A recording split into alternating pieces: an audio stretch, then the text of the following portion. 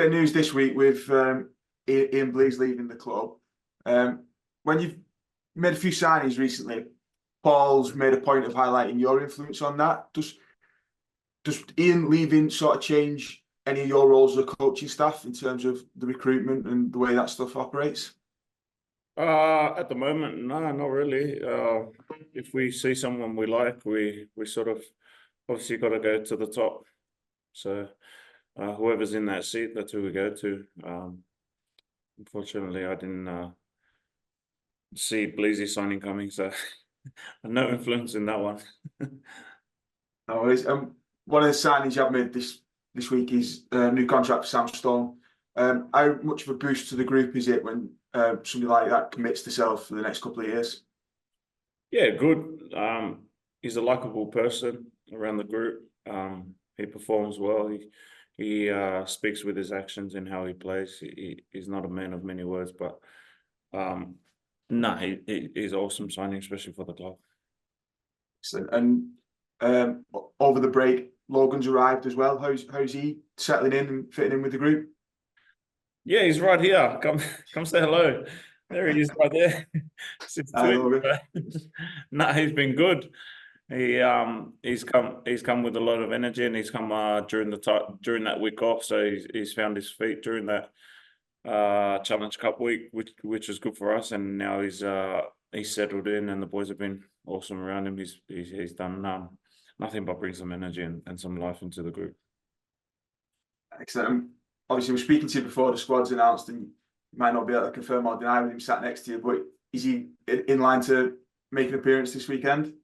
Yeah, he might do, depending on other bodies and obviously who's fit to play this week. We've had a few knocks in the last few weeks, and obviously the week off helps. We're trying to put the pieces to the puzzle that we see will fit well for this week. Just about to ask you the dreaded injury question. Are we looking as a group in terms of the bodies available? Yeah, the boys are looking good, available. Not too many, like you said, but no, the boys are training hard. The ones that are hurt, and they're fighting to get back. So hopefully we get a few more numbers in the next few weeks. But at the moment we're doing it hard like everyone else in the comp. Obviously at this time of the season, everyone's battling with injuries. So yeah. Facing Warrington this week, straight on the back of the Challenge Cup final.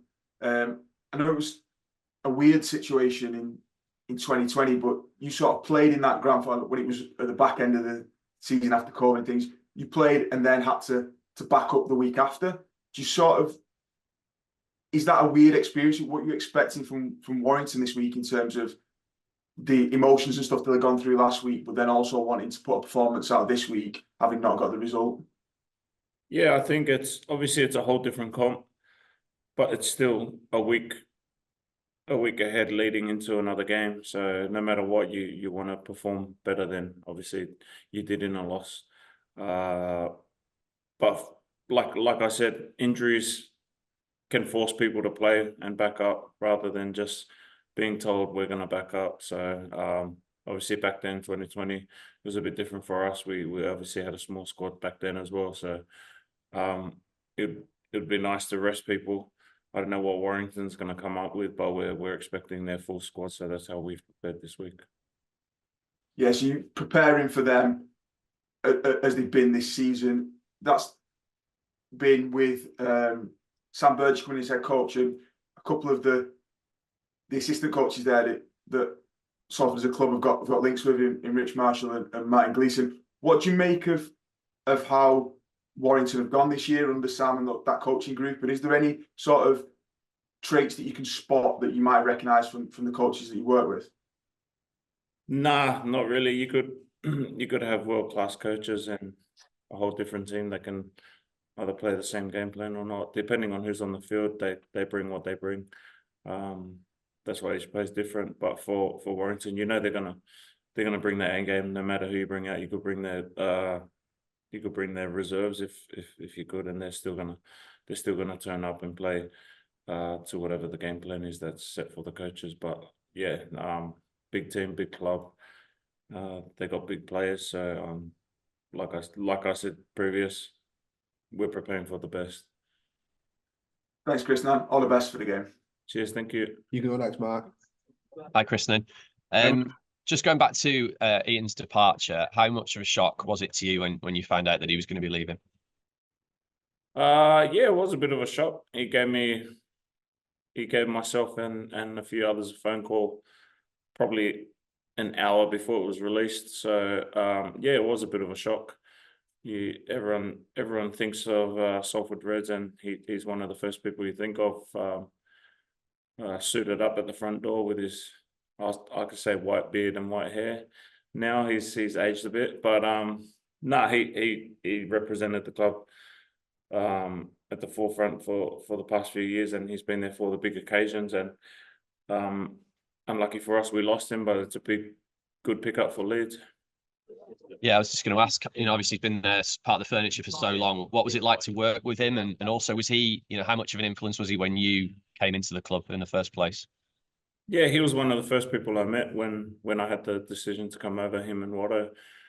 So he's been there right from the start of my journey as a player and leading into me coming back as assistant coach. So he's someone that obviously was there from the start for myself and my journey. So yeah, it was a big loss for the club.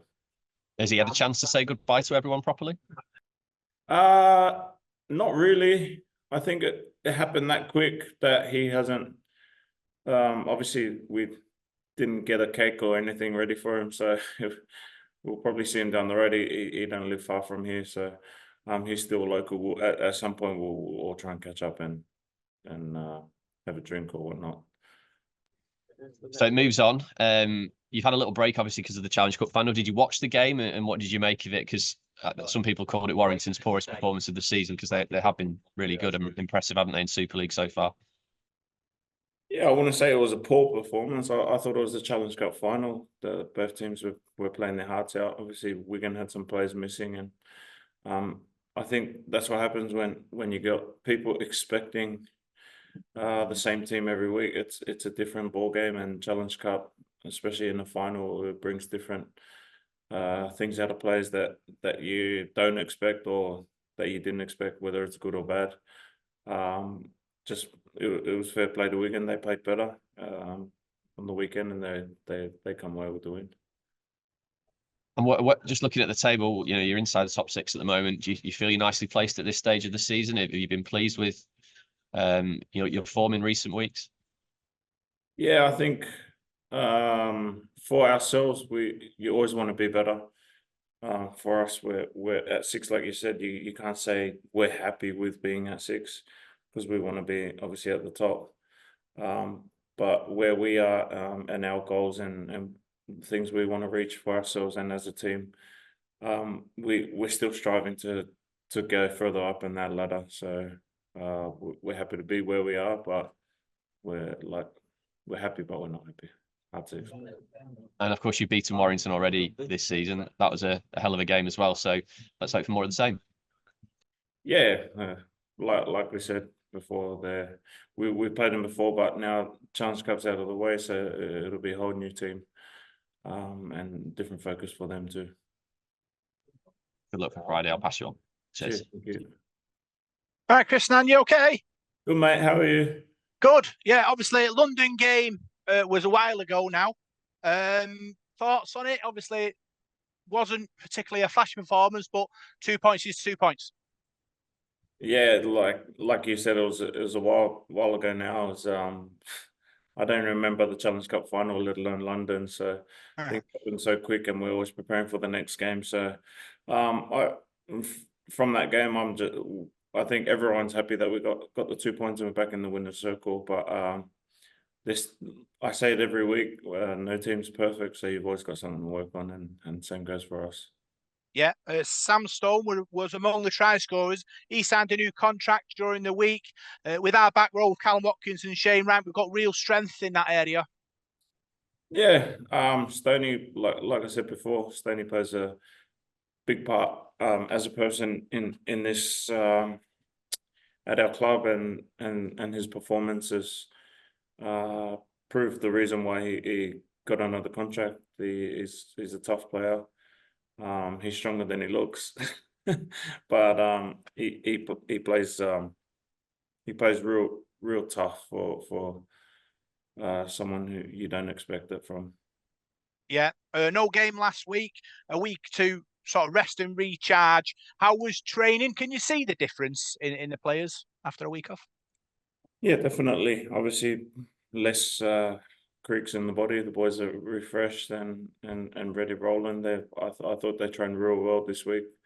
The rest obviously plays a big part in that, and not just rest on the body, mentally. I think for them to go home and be able to spend some time with their families and travel if they did, it was good for the soul. Yeah, obviously because there's no game, all the injured players. It's sort of an important week for them to try and get sort of recover from injuries. It's sort of an important part of the game, making sure they're fit. Yeah, definitely. It's just the extra week for the injured boys to obviously tick off and gives them that extra week for them to try and get back as well. Yeah, like we said, Ian Blease left the club this week. He's been the director of football for a while. You obviously sort of played under him and sort of coached under him as well. Have you seen the difference in the football department change during his time there? From when I was a player to now, not too much has changed. He's run it the way he's always run it, and he's always, as a person, he hasn't changed. And credit to him, that's why he's got the gig that he's got now, because he's held himself high at a high standard. In his rights, he's performed well at his job, and that's why he's been offered the gig that he's got now. I suppose it's going to be a tough job for the person coming in to keep them standards up. Yeah, Jimmy's put his hand up, so he's ready to go. So depending on who's ready to go, obviously, like you said, got some big shoes to fill. Yeah, Kai Morgan's impressed in the reserves over the last few weeks. Obviously, being patient, waiting for that opportunity. Yeah, Kai's been awesome. He's prepped himself, ready to go when the time's right.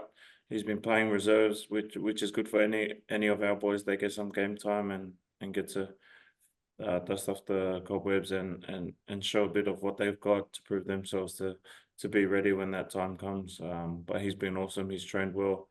He trains well every week, and he helps prepare the boys every week. And yeah. Warrington this week. Obviously, we had a week off. They played in the cup final. Do you think that's a factor? Obviously, they lost. So do you think that's a factor as well or not? Not at all. They made the final for a reason, so they're still a good team. However they performed, will be ready for their best. Yeah, and a final one from me. Obviously, Warrington away is a big test, local derby. We're looking forward to it. Yeah, it's always good when you go to Warrington. It's one of my favorites when I was playing. The crowd's always up for a battle, and they're always loud and cheering. I know our fans will bring the same energy when we get there too. So looking forward to it.